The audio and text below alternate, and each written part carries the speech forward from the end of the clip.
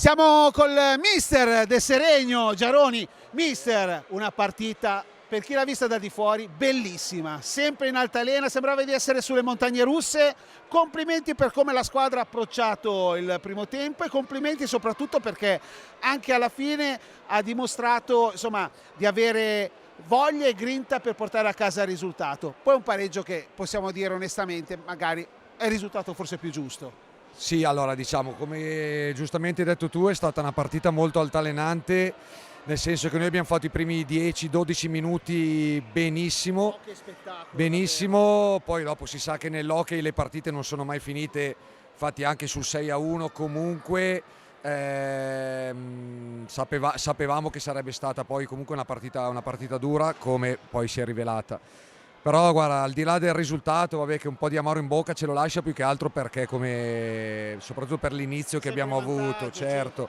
Poi prendere un gol a un minuto dalla fine su una punizione un po' così, ecco, non fatemi dire dubbia. dubbia, Ecco, diciamo dai, dubbia, dai, ecco. dubbia. Però sono contento della prestazione dei miei ragazzi perché è un mese e mezzo che stiamo lavorando insieme con un po' di problemi ovviamente che abbiamo alla pista di Seregno per tutto quello che è successo con l'alluvione e quant'altro, e quindi è normale che ci siano questi momenti altalenanti nel corso della partita.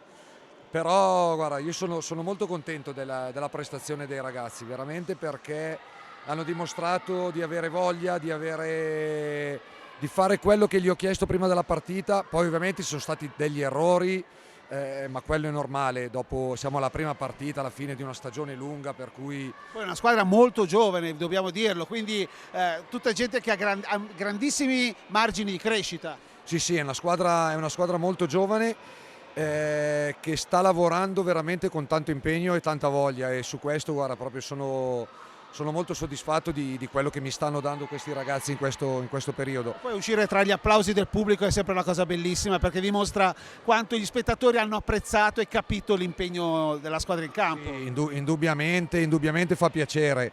È ovvio che per una squadra appunto così giovane avere pubblico che ti incita, che ti stimola, ti fa sempre dare quel qualcosa in più, come poi è successo stasera. Ripeto, peccato per quel pareggio a un minuto dalla fine, però sono veramente rimasto molto soddisfatto dalla mia squadra, anche perché comunque dall'altra parte c'è un Novara che è una delle pretendenti al salto di categoria, quindi sapevamo che sarebbe stata una partita dura, e penso che abbiamo tenuto testa a una squadra forte come il Novara. Assolutamente. Grazie, complimenti e in bocca al lupo per la Coppa Italia. Grazie a voi e viva il lupo. Grazie.